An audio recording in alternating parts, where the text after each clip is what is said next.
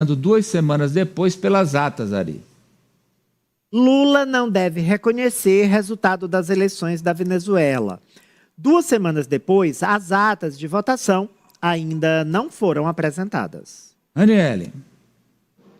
Pois é, por isso mesmo que a posição do Brasil está ficando cada vez mais difícil, constrangedora, encurralada, são alguns ali dos adjetivos dados para essa posição nesse momento. Por isso, o presidente Lula, que é cobrado a ter uma posição mais enfática sobre a não apresentação dessas atas, pelo menos de forma pública, deve conversar ainda hoje. Essa é uma possibilidade, não está confirmada, acabei de falar novamente com uma fonte aqui do Planalto, mas sim, tem essa possibilidade de conversar ainda hoje com os presidentes da Colômbia, Gustavo Petro, e também do México, López Obrador. Os 3 países atuam em conjunto desde as eleições na Venezuela, se posicionam de uma forma neutra ou em cima do muro, como preferir, mas eles querem ali ter a possibilidade de intermediar esse diálogo.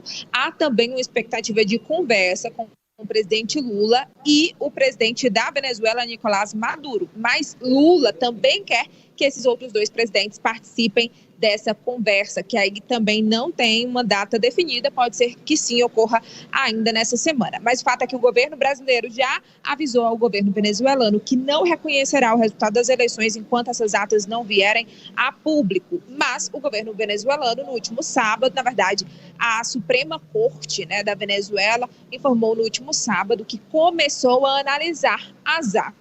E aí o governo daqui do Brasil analisa o seguinte: se eles começaram a analisar as atas, é porque eles têm já todas as atas em mãos. 2 semanas depois da eleição, estão começando a analisar as atas. Eita, professor Vila, vamos lá. Bem, veja, Amadeu, é um assunto tão complexo que exige prudência e muita sensatez, né? Aqueles arroubos oratórios típicos de irresponsáveis não resolvem situações como essa, pelo contrário, agravam.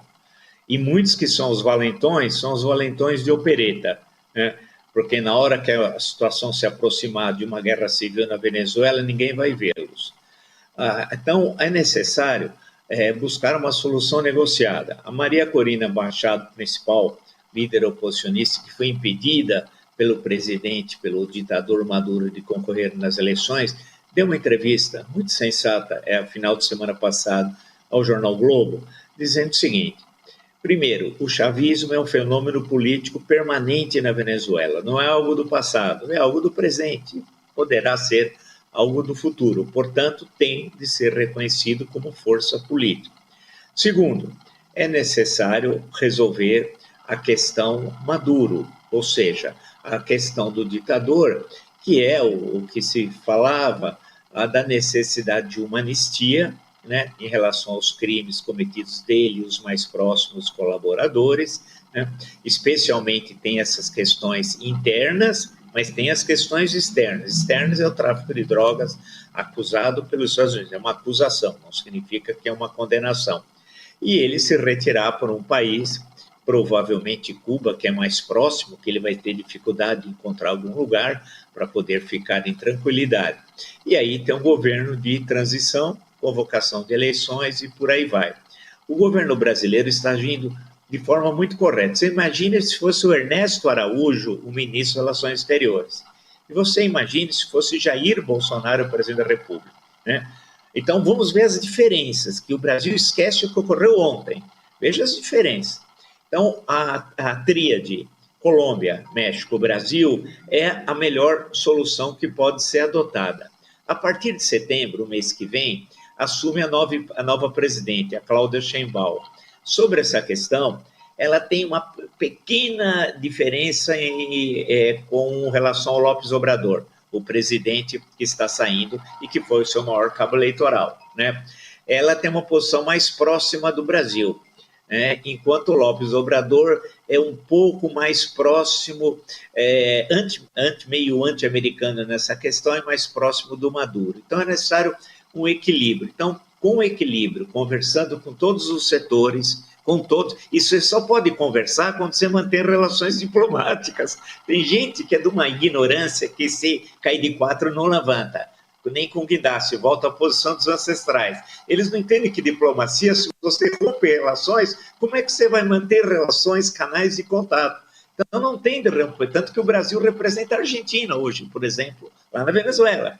Então é necessário deixar canais, conversar, buscar soluções negociadas, que é uma negociação para evitar uma tragédia, que pode não ser uma guerra civil in totum, ou seja, a guerra civil mesmo, você tem dois setores armados ou proximamente armados, a oposição não tem armas, mas pode levar a um racha nas forças armadas e aí sim a um confronto entre pró-Maduro e anti-Maduro. Então, a posição é correta, demanda tempo, isso você não resolve da noite para o dia.